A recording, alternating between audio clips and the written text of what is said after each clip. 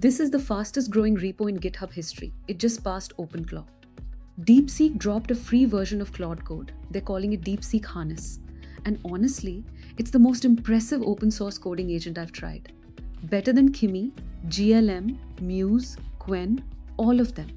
Completely flexible, MIT licensed, fully open source. So at this point, why would I even open Claude Code and pay for Opus? Okay, first, what even is a harness? Simplest way I can put it. The AI model is just a brain in a jar. It can think, but on its own, it can't actually do anything. It can't open your files, run your code, search the web, or even remember what you did 5 minutes ago. The harness is everything you wrap around that brain to turn it into something useful. The context you feed it, the tools you give it, the memory that keeps your session alive, the connection to your database and your MCP servers. That's the body the brain plugs into. So Claude Code is a harness. Cursor is a harness.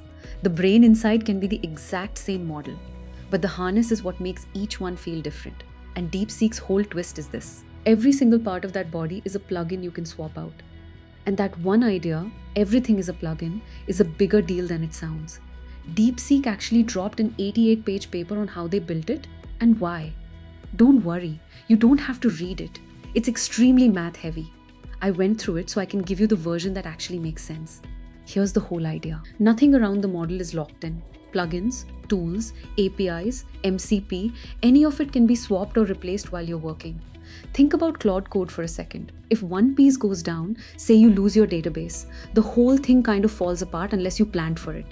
DeepSeek Harness deals with that on its own, in two ways. First, it has an undo button for everything. Anytime a part changes something, it quietly remembers how to reverse it. So if a plugin drops, it just rolls back and your session keeps going. Nothing crashes. Second, it always finds another route. Every part says what it needs. If the database is there, great, it connects. If it's not, it doesn't panic. It just finds another way. Nothing is rigid, so changing one thing never breaks everything. All of this runs on a framework they call CORDIS, and it really comes down to three things. One, it cleans up after itself, so old parts get removed automatically and nothing piles up. Two, it keeps every part supplied with what it needs while it's running. And three, this is the big one. You can swap a part out while everything is still running, like changing a tire without stopping the car. That right there is what makes it self-evolving. Here's the side-by-side. Claude Code edits your project and keeps a record of everything, all with AI.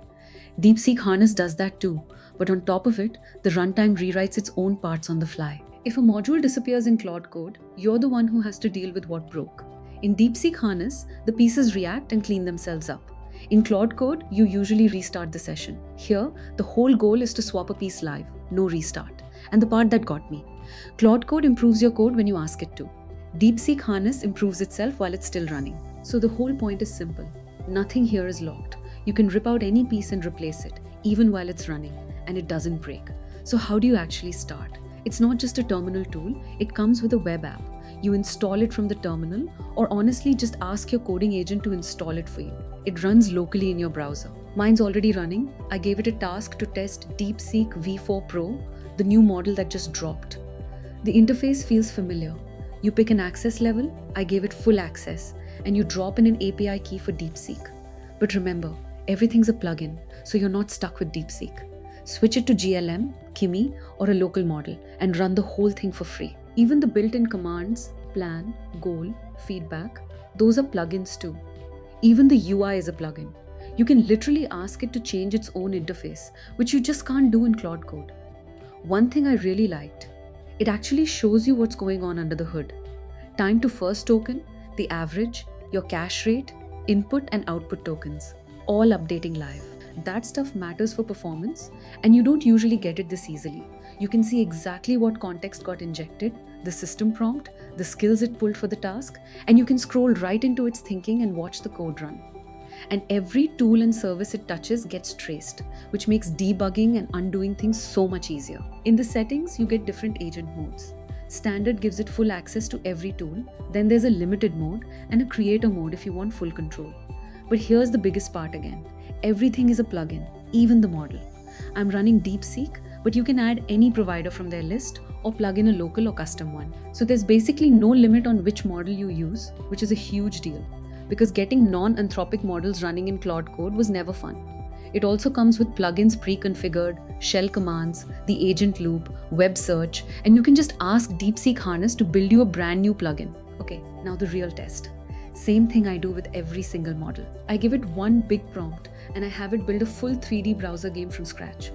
A character you can actually control, a little world, things to collect, a score, all of it. And I see how far it gets on its own. This time I'm running it inside DeepSeek Harness to see how it stacks up against Opus and Fable and what it costs me. It's been grinding on the same prompt for about 40 minutes now, building a playable version right in the browser. And while that's cooking, quick word on the model, since V4 Pro is brand new.